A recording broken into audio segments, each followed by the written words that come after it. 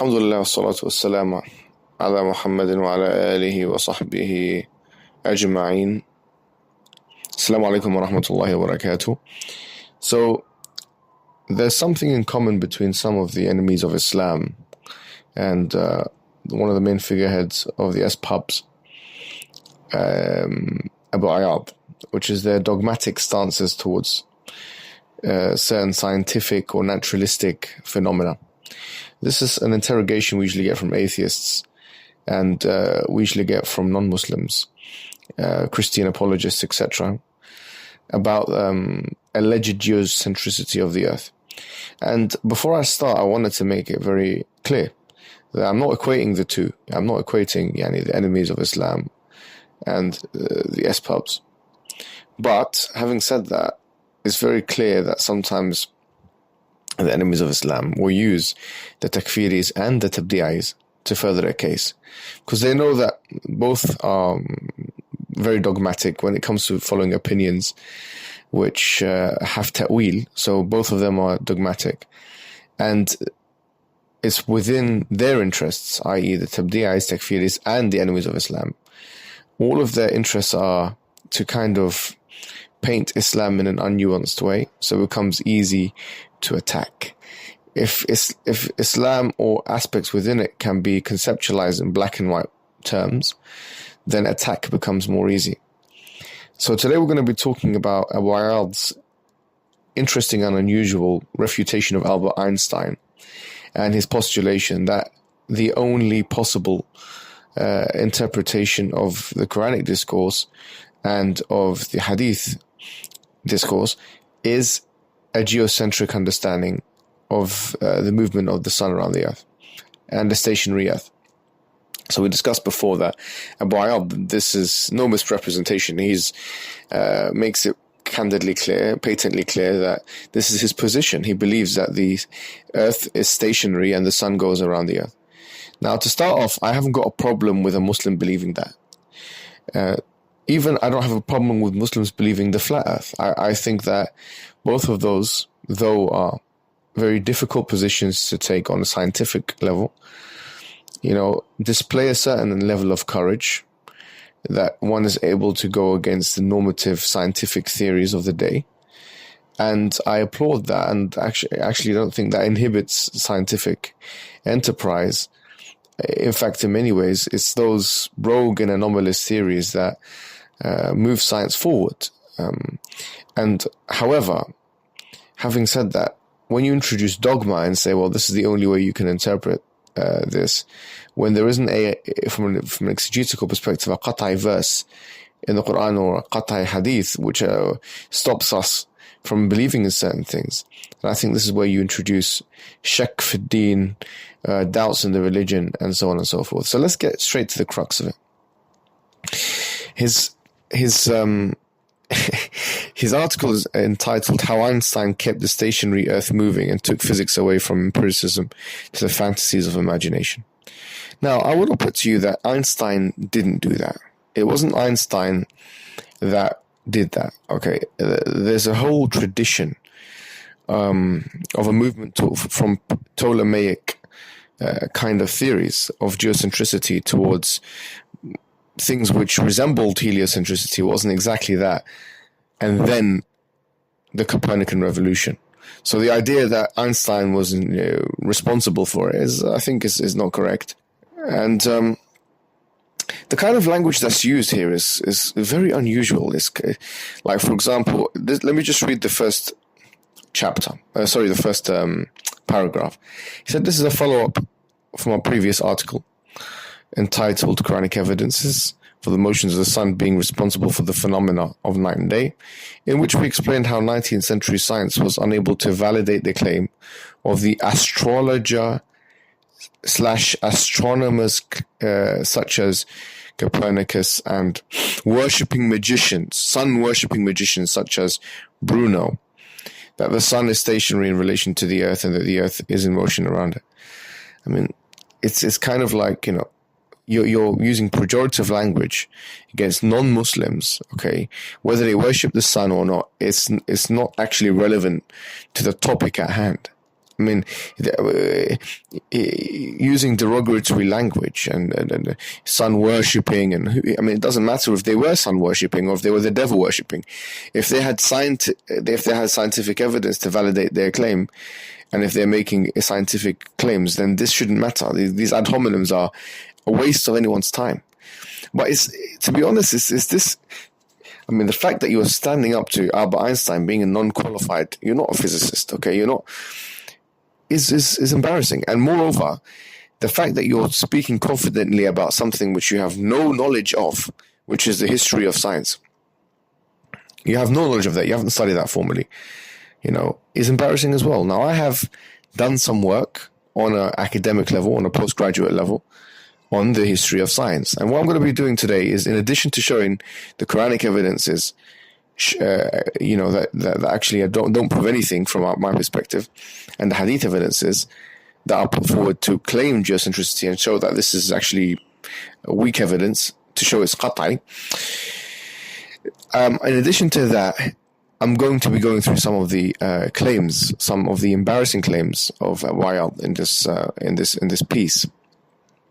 So if you look at what he says, one of the things that he says from an Islamic perspective, let's start with the Islamic perspective. He says, a stationary earth and moving sun was the consensus of the Muslims and the people of the book prior to the astrologer/astronomer Copernicus, and likewise after him. This consensus is mentioned by Imam al-Qurtubi in his tafsir. He said, al-Qurtubi said, that the Muslims and the people of the book are upon the statement of the earth standing still at rest. Now, it's true that al-Qurtubi believed in that. I didn't see him use the word ijma' when I went to... so he says, وَالَّذِي عَلَيْهِ الْمُسْلِمُونَ وَأَهْلُ الْكِتَابِ الْقَوْلُ بِوُقُوفِ الْأَرْضِ. He doesn't say ajma'. So I think what you've done is you've inserted a word, ijma', where it doesn't actually exist in the nas, which is misrepresentation. But al-Qurtubi also seemed to believe a flat earth. That's right, he seemed to believe a flat earth. He says in the same verse, chapter 13, verse 3 of Surah Al-Ra'd, he says, في هذه الآية رد على من زعم أن الأرض كالكرة. So he thinks that chapter 13, verse 3 of the Quran is indicative of flat earth cosmology. Now, we know that Ibn Taymiyyah quotes Ibn al-Munadi, who quotes the Tabi'in, the Salaf, as saying that he thinks that the earth is round. Now, this shows you the futility of using one authority when you have another authority that say different things. So, for example, this is what Ibn Taymiyyah says. Ibn Taymiyyah says, وقال الإمام أبو الحسين أحمد بن جعفر ابن منادي من أعيان العلماء المشهورين بمعرفة الآثار والتصانيف الكبار في فنون العلوم الدينية من الطبقة الثانية من أصحاب أحمد. لا خلاف بين العلماء أن السماء على مثال الكرة. قال وكذلك أجمعوا. Now he actually does use the word أجمعوا على أن الأرض بجميع حركاتها من البر والبحر مثل الكرة. So he says that, but why does he come to this conclusion? This is very interesting. Ibn Taymiyyah comes to this conclusion for cosmological reasons. وقال يدل عليه أن الشمس والقمر والكواكب لا يوجد طلوعها وغروبها على جميع من في نواحي الأرض. So he says the evidence of this is that, obviously he's talking in a medieval time, okay? But he's saying that there's ijma', number one, and then he's saying what evidences this ijma' is also the fact that the sun and the moon and all of the other planets, that there is no exact tulu'a or ghurub. So in other words, there's no point of setting or point of resting of the sun. It's all happening at the same time, which means that the earth must be round. So he's using cosmological evidences. Now, why is it important that he's using cosmological evidences? Because it shows you the place of cosmological evidences when looking at these verses. Okay, so it's not devoid. The deen is not devoid of looking and doing the astronomy itself. Now, having said this, So this claim that now, because he's not claiming, Abu Iyaad, to be clear, he's not claiming that the earth is flat. He's just claiming that the sun goes around the earth. But the question is, and he's saying here, sorry, let me go back to what he said. He said that, just to use his exact words,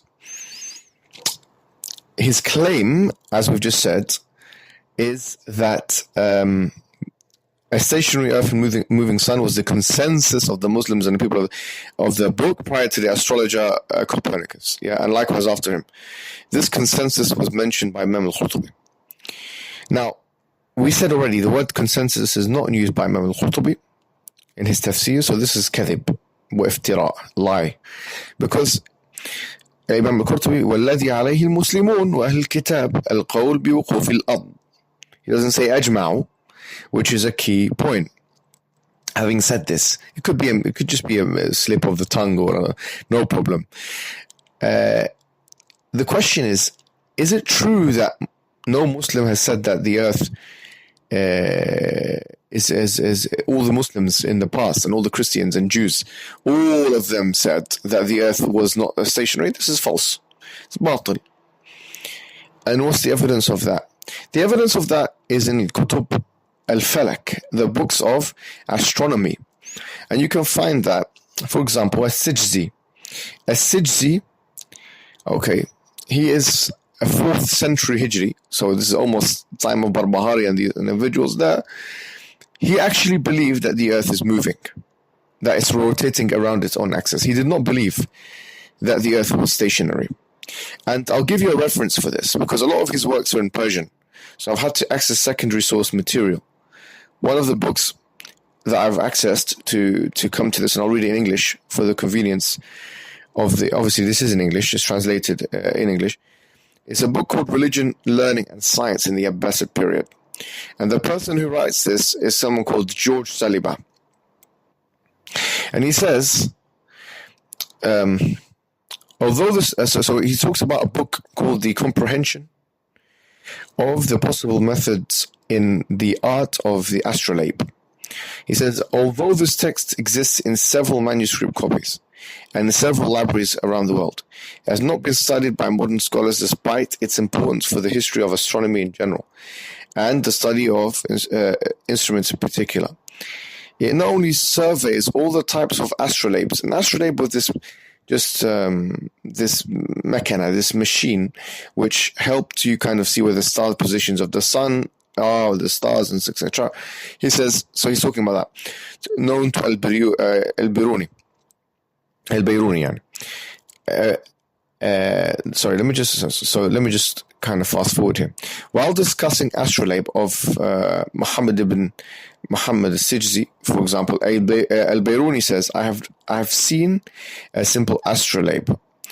It did not contain northern or southern section. I like it very much, for he had invented it by employing an independent theory held by some people, listen to this carefully, stating that the apparent universal motion is due to the earth and not the heavens. I earnestly believe that such motion is difficult to ascertain and analyze, and it should not concern those who depend on geometric lines, i.e. engineers and astronomers, for it does not validate their craft in any way. The natural philosophers, however, are the ones who are charged with analysis of such doctrines. He says, the fact that some people, including As-Sijzi, did indeed believe that the earth was moving on its axis, contrary to the appearances and doctrines of Ptolemy, is further confirmed by another reference from the 7th/13th century, which states, according to geometers or engineers, the earth is in constant circular motion, and what appears to be the motion of the heavens is actually due to the motion of the earth and not the stars. And then the writer George Saliba, he says, this text written about 420,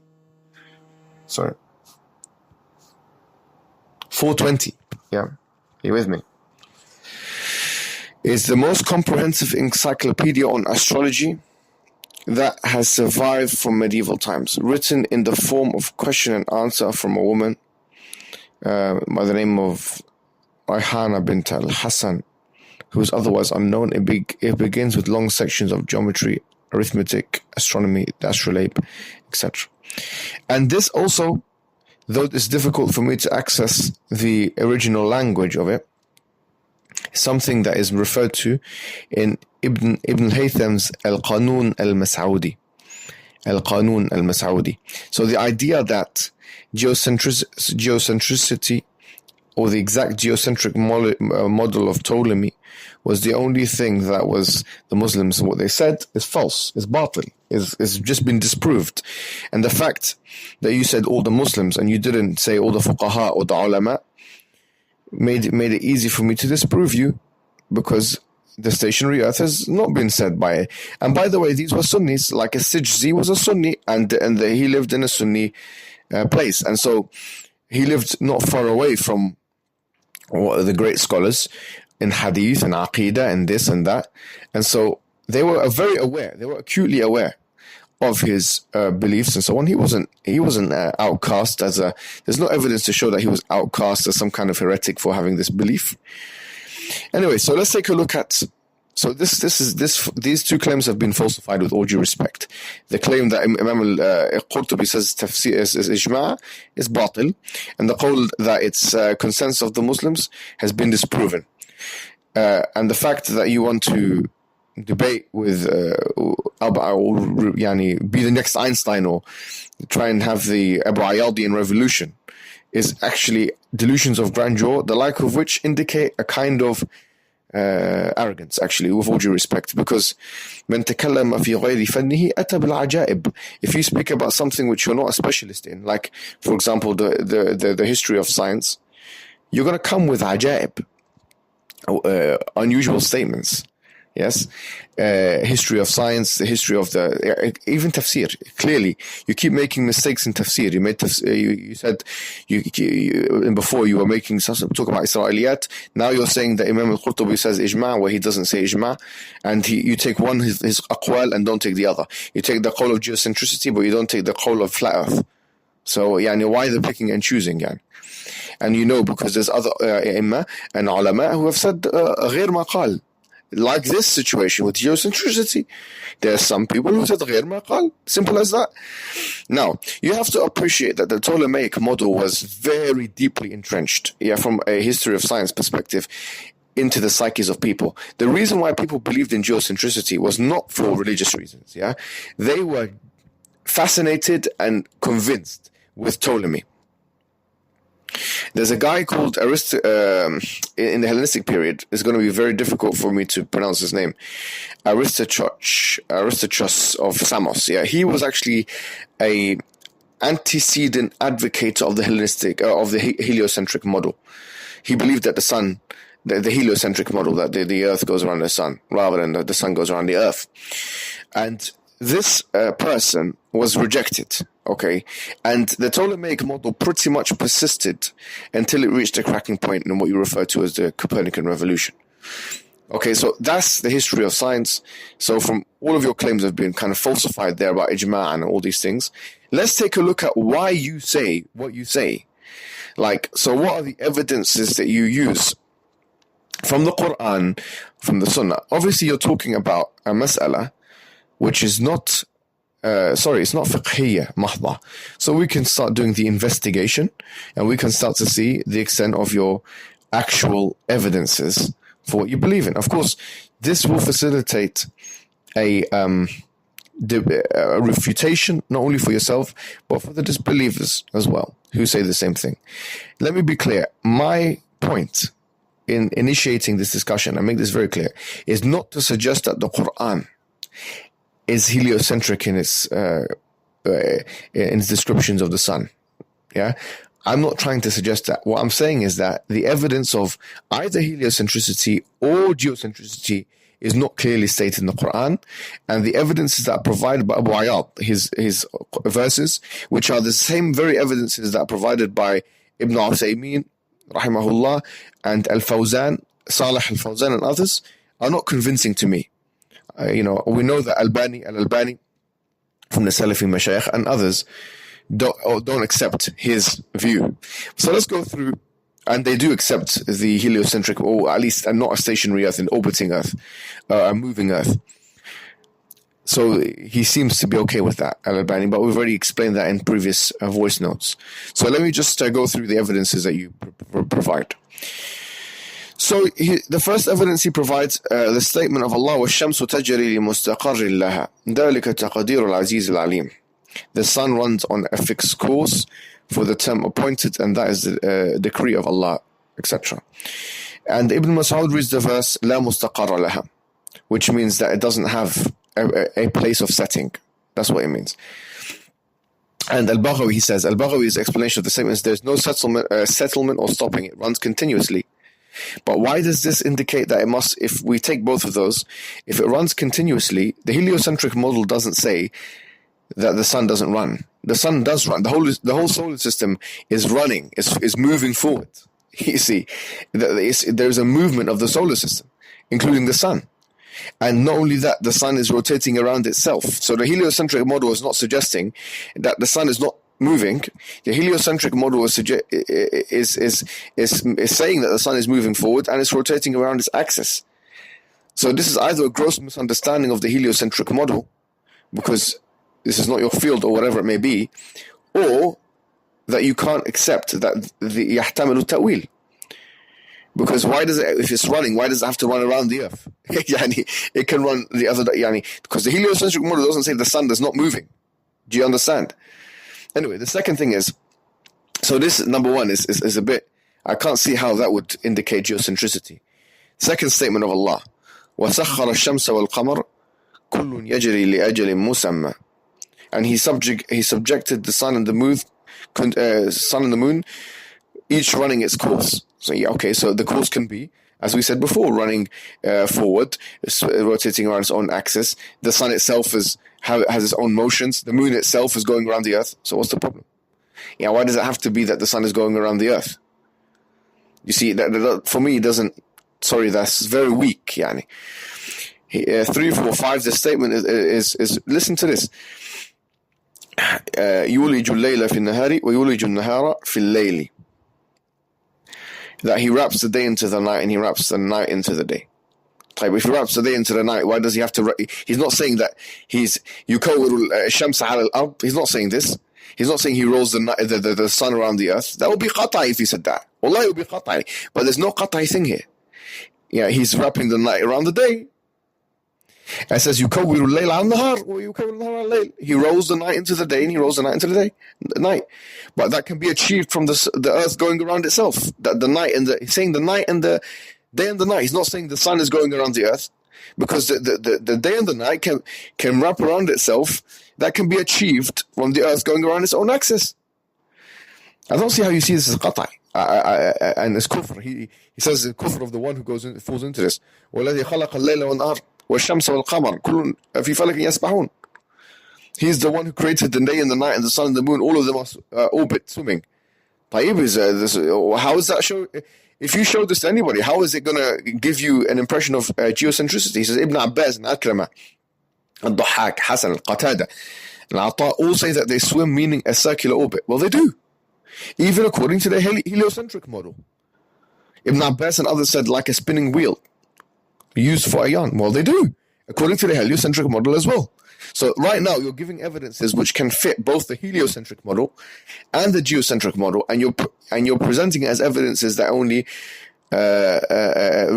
give evidence for the geocentric model. This is ضعيف جدا جدا جدا. ضعيف جدا جدا جدا. Number 8, he says وَسَخَّرَ لَكُمُ الشَّمْسَ وَالْقَمَرَ.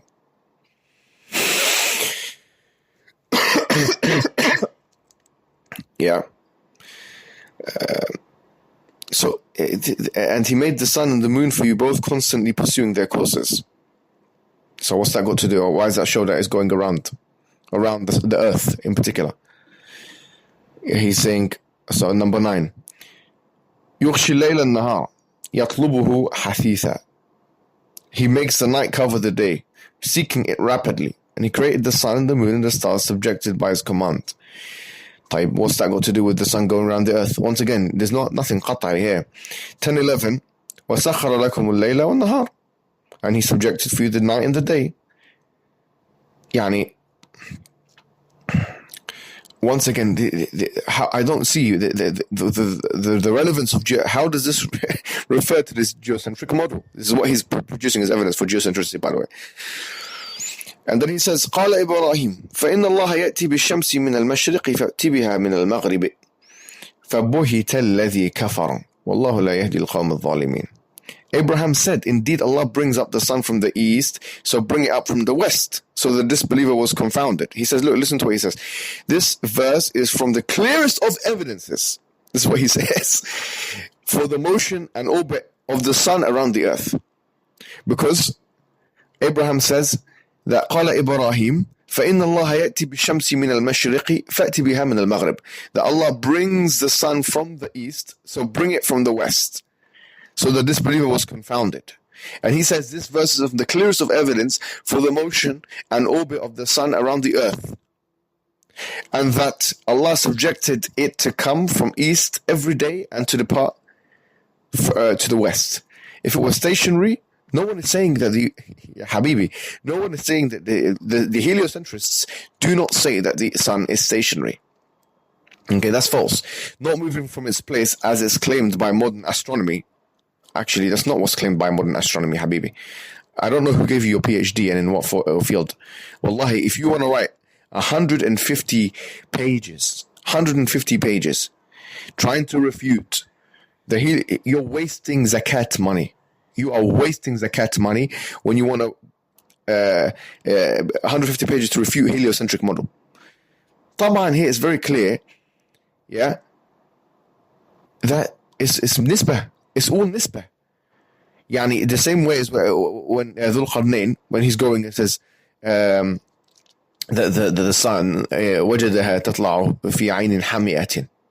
Yani, he saw it coming, going into a muddy spring. But which of the ulama really say that the sun goes into the muddy spring? The same thing applies. Yani, if you wanted to use your logic, then the sun will go in the spring. You'll go with the foolish interrogations of the illiterate Orientalist. How does that show geocentricity, Habibi? The statement of Allah exalted, فَلَمَّا رَأَى الشَّمْسَ بَازِغَةً قَالَ هَذَا رَبِّي. When he saw the sun in his glory, yani, he said, this is my Lord. He said, this verse is from the clearest of evidence for the motion of orbit around the sun of the earth. How? He says, Allah mentioned both buzugh and uful. Rising, but buzugh is not necessarily rising, Habibi. This is, wallah, it shows you, and even if it does mean rising, it's nisbah. Nisbatan lahu. Yeah, it's according to his perspective. But it doesn't mean like that, like rising, yani. That's only a bazikh. It just mean rising. So you're entering things. You need to go back to the dictionaries of the Arabs. With all due respect. And do you know what he uses evidence? Number 14. أقم الصلاة لدلوك الشمس إلى غسق الليل. Establish prayer from the decline of the sun until the darkness of the night. Okay, it's ظرف زمان. ظرف زمان is talking about times. It's not talking about what the shams. Akhi, wallahi, this is shocking that you come to this conclusion. وَتَرَى الشَّمْسَ إِذَا طَلَعَتْ تَزَاوَرَ عَنْ كَهْفِهِمْ ذَاتَ الْيَمِينِ وَإِذَا غَرَبَتْ تَقْرِضُهُمْ ذَاتَ الشِّمَالِ.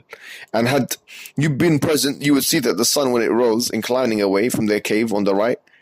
Yeah, according to their right. It's not everyone's right, Habibi. If that's the case, then the earth is flat, according to you. Because if there's one right, Akhi, this is embarrassing. Wallahi, I'm shocked by this. حتى إذا بلغ مغرب الشمس وجدها تغرب في عين الحمى. He says, until he reached the westernmost setting place of the sun. But then if you take that like that, if it's not nisbah, then the earth is flat, Habibi. You see, because if there's a place where the sun actually sets, then the earth must be flat. But طبعا, as we've shown with the evidences, and Ibn Hazm, it says, يكون الليل على النهار ويكون النهار على الليل, يكون الليل على النهار ويكون النهار على الليل. That verse you use to show that the sun, you believe that the sun goes around the earth, he used it to show that the earth is round. Okay, so this idea is ضعيف جدا. But it seems to me, wallahi, that you might be working hand in hand, whether you know it or not. You're working knowingly or unknowingly with the enemies of Islam, by the way. Look what he uses. Allahu Akbar. This is ajib jiddan. All of these, by the way, all of these evidences, يحتمل هذا وذاك. Both of them shows you the multi-natured approach. The Quran can be interpreted, if someone's a geocentrist, can understand it that way. But if someone's a heliocentrist, every single verse you provided, every single one displays that it's maneuverable to both realities. Like Al-Albani said, he says, وَالشَّمْسِ وَضُحَاهَا وَالْقَمَرِ إِذَا تَلَاهَا, by the sun and its brightness, and by the moon when it follows it. He said this verse is evidence that the sun travels and the moon follows it. But that's what the heliocentric model said as well. Do you not know the heliocentric model, Akhi? The heliocentric model is that the sun is moving, the whole solar system is moving. So that clearly the moon is moving behind the sun in the solar system. Yes, but also in what we see first. We see the sun and then we see the moon, in our day-to-day interaction. It's the statement of Allah. And by the way, he doesn't say that. There's nothing here that says the sun goes around the earth. Where is in the Quran that says the sun goes around the earth? If you haven't shown me that. Allah could have said that with great ease. If this was something qat'i, like you say. And if it was qat'i, why did Ibn Uthaymeen, by the way, in his, I think, hadith number 23 or 26, I can't remember, but he says it's not qat'i. In his hadith of his commentary of the 40 hadith, he says not qat'i at all. He believes that the sun goes around the earth. But he says not qat'i. 21-22, the statement of Allah, وَالشَّمْسِ وَالْقَمَرِ وَالشَّمْسِ وَالْقَمَرِ بِحُسْبَانٍ. He says, and the sun move precise calculation. It doesn't say anything like that they come they go around the earth. Akhi, this is, wallahi, I'm shocked. And then he quotes Ibn Uthaymeen, bin Baz, etc. Now, he doesn't quote the hadith of Abu Dhar. And I know the reason why. Probably, Allahu Alam. But the reason why this is a very famous hadith where Abu Dhar al-Ghafari, he doesn't quote it. Where does the sun go? It prostrates beneath. It goes and prostrates beneath the throne, and then it asks for permission to rise, and permission is given to it. Soon it will prostrate, but it will not be accepted from it, and it will ask for permission to rise, but the permission will not be given to it, and it will be said to it, "Go back to where you came from." So it will rise from the place of its setting, and that is what Allah may He be glorified refers to in the verse. And the sun runs its وَالشَّمْسُ تَجْرِي مُسْتَقَرٍ لَهَا. So he's saying this. So some people use this as evidence, some of the enemies of Islam, etc., that the of this geocentric model. But this is daif jiddan, because if this is to be taken seriously, it says it goes and prostrates beneath the throne.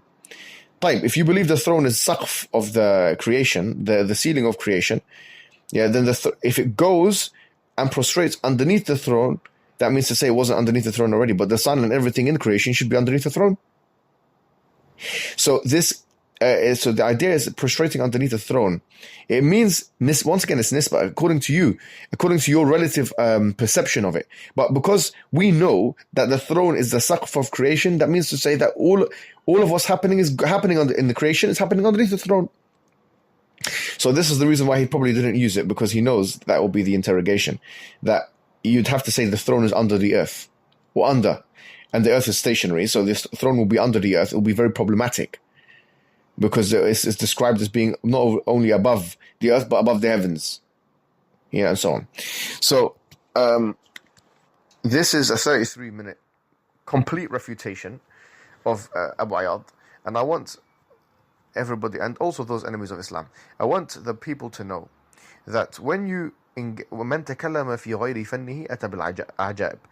If you have the jur'ah and the boldness to come out and to speak about this and actually attribute kufr to it, say that, oh, you're a kafir, or not you're a kafir, astaghfirullah, you didn't say this. You said that you what do you call it? You're committing kufr. Yes, if you believe in that, then I find that that's disturbing, because then you'd have to say that Al-Albani committed kufr. You'd have to say this, So, which is ajib jiddan lil ghaya, and it's completely unexpected. But with that, and one more thing, if you're gonna, and this is how I'm gonna end this, if you're gonna write PDFs about Albert Einstein, trying to refute him on his field, wallahi, it shows that the matter is not a religious one. It's something within your psyche.